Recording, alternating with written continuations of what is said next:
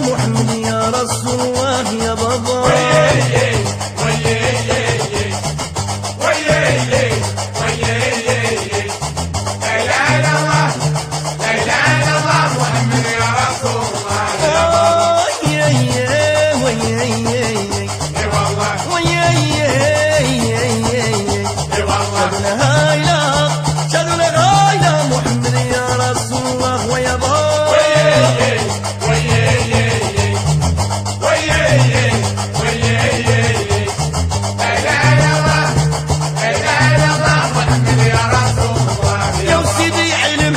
هو العلم ما بيض سيدي حلم حالي هو العلم ما بيض مرسل الحضراب مرسل الحضراب ومول التقوى والنية ويا بابا.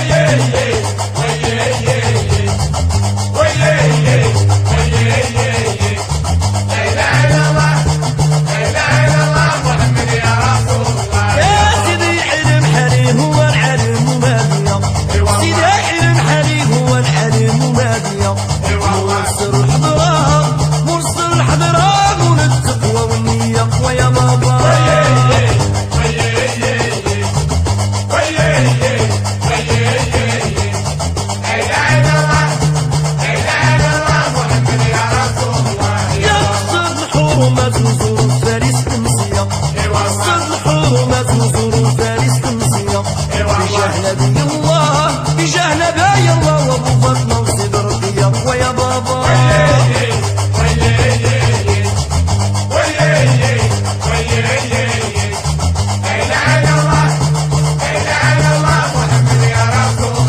يقصد حرمات وظروف الاستمسيه، يقصد حرمات وظروف الاستمسيه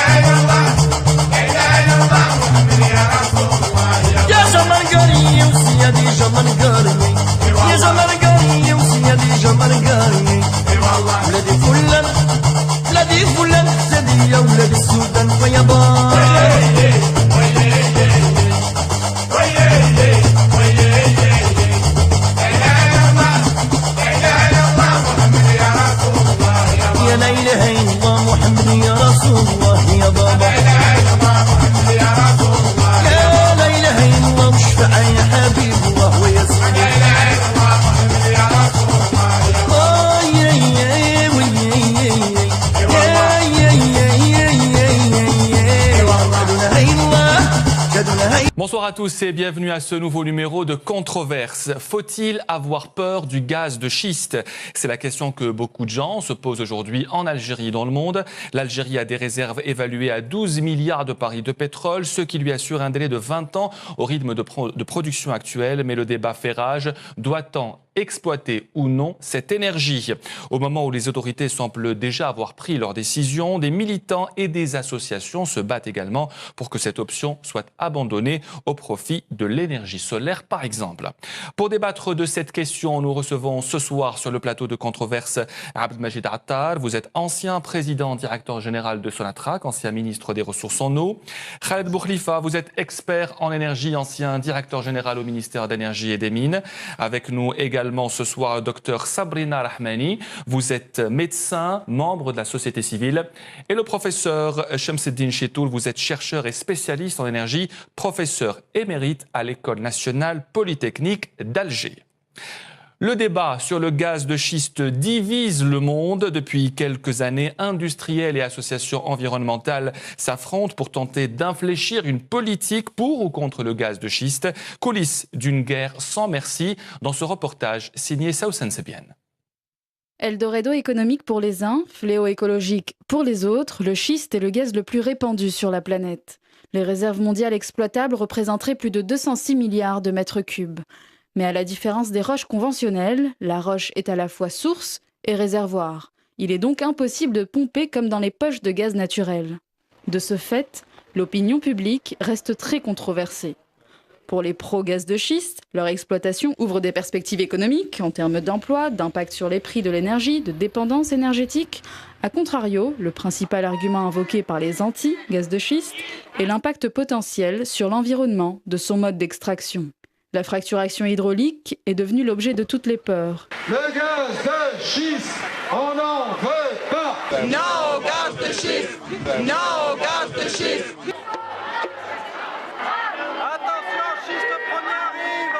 Forer ou ne pas forer, telle est la question. Aux États-Unis, le choix est fait depuis longtemps. Et on veut croire que c'est un choix gagnant. Nous avons eu des discussions intensives à propos du gaz de schiste et du nucléaire. Je pense qu'il est très important de diversifier nos sources d'énergie. Les États-Unis ne veulent pas être dépendants d'autres pays.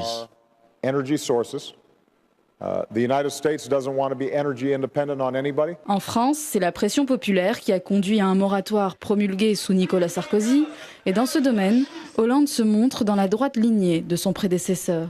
Tant que je suis président, il n'y aura pas d'exploration du gaz de schiste en France. En Algérie, la position est claire envers cette ressource supplémentaire à l'or noir. Le pays y voit le moyen de diversifier sa production énergétique, et ce, à des coûts intéressants. Même le gaz de schiste, il reste le moins cher par rapport aux renouvelables. Et même si on épluche un peu plus en détail donc, le terme d'environnement, on se retrouvera avec le gaz, c'est l'une des énergies les plus propres pour le moment. L'exploitation des gaz de schiste est un enjeu stratégique dans lequel le principe de précaution ne pèse pas lourd pour le vice-président de Sonatrach. Il y a un niveau de service qu'il va falloir développer en termes de disponibilité. Il y a des ressources qu'il va falloir mobiliser, bien entendu. En ce qui concerne la mobilisation des ressources hydriques est une question qui est primordiale. Toutes les conditions de sécurité, je les pose sur le plan de la sécurité industrielle qu'il va falloir développer pour donner l'assurance aux citoyens que l'exploitation de ces ressources reste sans risque par rapport à l'environnement. Quels bénéfices, quels risques, quel impact économique, environnemental? La plupart des rapports mondiaux sont financés par des lobbies gaziers ou écologistes et manquent cruellement d'objectivité. Difficile donc de s'y retrouver aujourd'hui. Les gaz de schiste continuent de diviser le monde.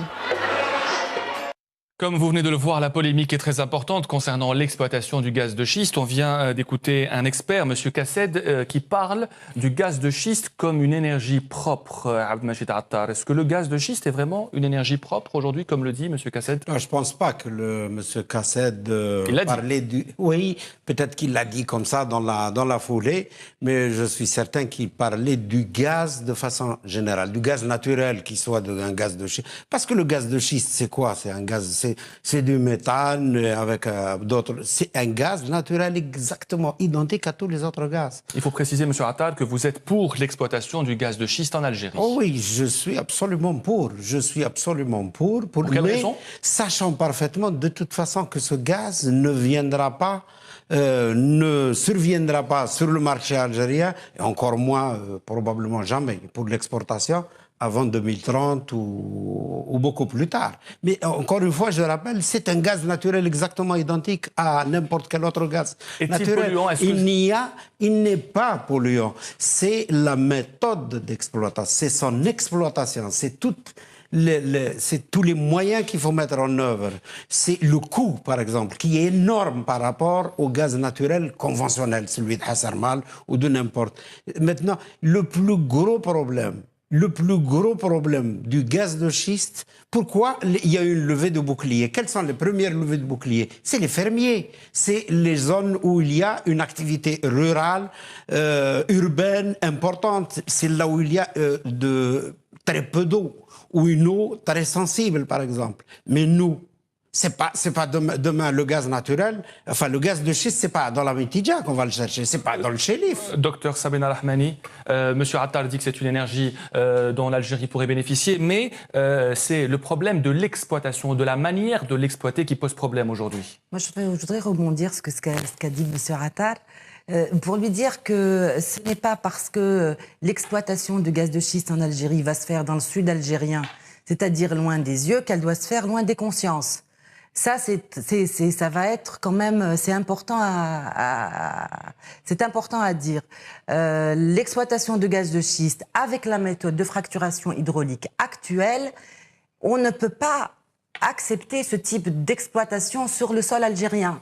C'est très clair, il y a une facture environnementale qui va être lourde, il y a une nappe albienne qui va être sacrifiée. La nappe albienne, c'est peut-être l'avenir de l'Algérie de demain, après l'énergie fossile. Il y a un écosystème à préserver, le sud algérien, qui nous a permis d'exister, d'être une nation forte, d'avoir ces hydrocarbures qui nous permettent tous d'être à l'aise d'une façon ou d'une autre. C'est quand même un sol qui a été martyrisé, aussi bien par ce qu'on en a sorti, mais aussi par les essais nucléaires qu'il y a eu dans le sud algérien il y a quelques années. Donc il faut revenir un petit peu, toute proportion gardée, et dire quand même que nous sommes en train de mettre peut-être en péril l'avenir des générations futures. Professeur Chitour, est-ce que vous pensez que l'exploitation du gaz de schiste va mettre en péril les générations futures, comme dit Dr Sabena Rahmani? Écoutez, je crois que le problème est mal posé. Je pense que c'est une fuite en avant. Il faut dire les termes tels qu'ils sont. Nous sommes un pays qui gaspille d'une façon frénétique. Et on pense, à tort ou à raison, qu'il faut obnubiler le peuple en lui disant « écoute, continue, dors, le gaz de schiste veille sur toi ». Non, il faut se mettre au travail. Pour pouvoir se mettre au travail, il faut d'abord savoir où on va. Donc je parlerai du gaz de schiste quand il s'agit d'un bouquet énergétique. C'est-à-dire que je mets en place une stratégie énergétique. Le gaz de schiste est une fleur parmi tant d'autres. Tout à l'heure, M. Attal disait oui, mais pas pour tout de suite. Moi, je dis pas pour tout de suite. Personne ne peut être contre le gaz de schiste. Il faut que les conditions soient réunies. Lesquelles? Le problème le plus important, elle en a parlé, c'est le problème de l'eau, qui est très important, indépendamment du fait qu'il y a d'autres problèmes. Quand vous dites 1 milliard de mètres cubes d'eau, c'est 1 million de mètres cubes d'eau. 1 milliard de mètres cubes de gaz, c'est 1 million de mètres cubes d'eau. C'est énorme. Ça veut dire quoi? Ça veut dire que le même puits doit être fracturé. Il lui faut 15 000 mètres cubes en moyenne. Bon. Et c'est de l'eau douce. Actuellement, quand on sort cette eau-là, elle est polluée. Il y a près de 200, 300 hydrocarbures cancérigènes. Dernièrement, aux États-Unis, on a trouvé une source de radon qui est radioactive. Ça veut dire que vous polluez à la fois du poison chimique et d'une façon radioactive. Donc, ça veut dire, excusez-moi, vous avez le tubing. Vous ne pouvez pas discipliner les molécules de gaz naturel à pouvoir passer uniquement dans ce tubing. Par la force des choses, il y aura forcément des pertes. On les évalue à 3, 4, 5% près, notamment du gaz naturel qui part ailleurs. Mais si ça veut dire que si vous ouvrez un robinet, vous pouvez trouver du gaz naturel. Mais si on comprend bien ce que vous dites, professeur Chitour, donc il y a un vrai danger pour la santé aujourd'hui dans l'exploitation du gaz de schiste? Non seulement il y a un danger, mais il n'y a pas nécessité de l'exploiter maintenant. Qu'il faille une veille technologique pour savoir comment évoluent les technologies. Si on arrive à voir ce qu'on appelle, même les anglo-saxons ont trouvé un terme, ils disent qu'il ne faut pas fracturer, il faut caresser la roche. Mais ça, c'est un terme uniquement.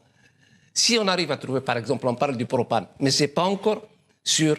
Si on arrive à fracturer autrement, que toutes les conditions sont réunies, c'est une ressource pour les générations futures. En tout état de cause, ce n'est pas pour maintenant. Maintenant, les gens doivent se mettre au travail et économiser d'énergie. Parce que le plus grand gisement d'énergie dans ce pays, c'est l'énergie que l'on ne consomme pas.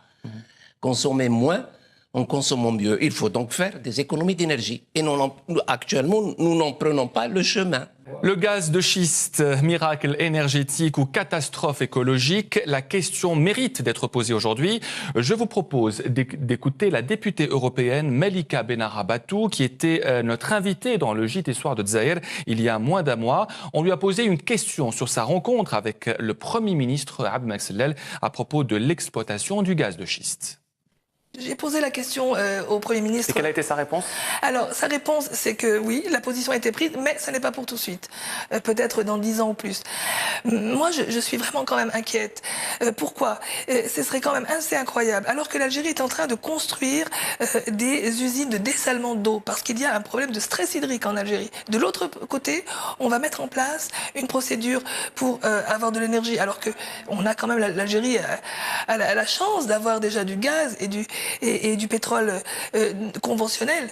Et le gaz de schiste, c'est le problème de l'eau. Puisque, comme vous le savez peut-être, la technique aujourd'hui utilisée pour récupérer le gaz de schiste, c'est la fracture hydraulique. Ça veut dire injecter à très forte pression des masses d'eau très importantes avec des solvants et des produits chimiques. Pour moi, c'est une erreur gravissime. L'eau du Sahel n'appartient pas qu'aux Algériens. Il y a quand même, comme on le dit parfois, on a l'impression que le Sahara est désert. Non, il y a des peuples nomades, il y a des peuples qui vivent sur cette terre et ils ont besoin d'eau, c'est essentiel pour leur survie. Il s'agit de 2 puits horizontaux d'exploration et d'un puits vertical d'écho opéré par la zone Atrak. Des puits qui permettent d'aller de l'avant dans l'exploitation de ces ressources gazières non conventionnelles, selon Youssef Yousfi. Les habitants d'In Salah ne sont pas du même avis. En effet, le risque de pollution suscite la colère des citoyens. Les manifestants se sont réunis hier devant le siège de la Daïra d'In Salah. Ils portaient des banderoles et scandaient des slogans « Non au gaz de la mort »,« Non à l'assassinat des habitants d'In Salah » ou encore « Non à l'extermination du sud algérien ». Il faut savoir que des manifestants venus de régions avoisinantes ont rejoint In Salah. Mécontents des décisions et politiques prises par les autorités concernées, ils ont dressé un constat d'échec et disent refuser de servir de cobaye. Organisé par le collectif d'associations et citoyens anti-gaz de schiste, ce mouvement avait commencé mardi dernier, ponctué par la fermeture de la RN1 sur son tronçon reliant In Salah à Al-Mnia. Les manifestants ont été violemment réprimés et conduits en ville. L'un d'eux a été gravement blessé après une chute sur un pneu qui brûlait, ce qui lui a causé de graves brûlures. Après Gardaïa secoué par une crise intercommunautaire et Ouargla où le collectif des jeunes chômeurs s'est distingué tout au long de l'année dernière, c'est au tour de la localité d'In Salah d'être sous les feux de l'actualité. Les contestataires semblent déterminés à ne pas lâcher prise jusqu'à la satisfaction de leurs revendications. مدينة عين صالح ترحب بكم، لكنها لا ترحب بالغاز الصخري. هو ما عليه الحال اليوم بعد تجدد الاحتقان الشعبي الرافض لفكرة استخراج الغاز الصخري في الجزائر. المواطنون حصروا مقر الدائرة قبل يومين ونصبوا الخيم أمامها، كما قطعوا الطريق الرابط بين مدينتهم عين صالح وأولف التابعة إداريا لولاية أضرار. تضامن معهم سكان دائرة أنقر مما عزز احتمال توسع موجة التنديد إلى مناطق أخرى في الصحراء الجزائرية. أمر دفع بالسلطات الجزائرية إلى التحرك، حيث قدم والي ولاية تمنراست صباح اليوم إلى عين صالح وتنقل إلى مكان استخراج الغاز رفقة لجنة من أعيان المنطقة. شرارة الاحتجاجات هذه انطلقت بعد منح الحكومة الجزائرية الضوء الأخضر لاستخراج الغاز الصخري، الذي يرى فيه أهل المنطقة تهديدا لصحتهم وكذا بيئتهم بفعل المواد الكيميائية. ورغم كل ما قيل عنه من تحذيرات للجزائر من خبراء وعاملين في هذا المجال، إلا أن توجه الدولة في إنتاجه ومطالبة السكان بتوقيفه لا تجد في الوقت الحالي سوى زيارة وال لشراء موافقة شعبية من الجنوب القابع أصلا على فوهة بركان من المشاكل الاجتماعية.